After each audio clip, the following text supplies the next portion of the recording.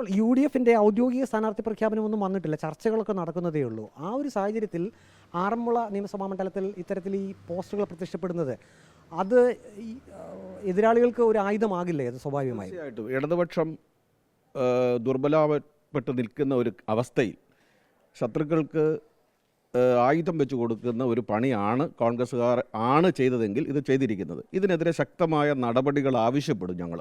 കാരണം എന്ന് പറഞ്ഞു കഴിഞ്ഞാൽ കഴിഞ്ഞ 10 വർഷമായിട്ട് UDFിന് ഇവിടെ ഒരു MLA ഇല്ല. അത് ജനങ്ങളും തിരിച്ചറിഞ്ഞു കഴിഞ്ഞു. ചില തെറ്റിദ്ധാരണകളുടെ പുറത്ത് ജനങ്ങൾ ഇടതുപക്ഷത്തിന് വോട്ട് ചെയ്തു, പക്ഷേ അവർ അത് തിരിച്ചറിയുന്നു. ഹോസ്പിറ്റൽ മേഖലയിലാണെങ്കിലും എല്ലാ മേഖലകളിലും.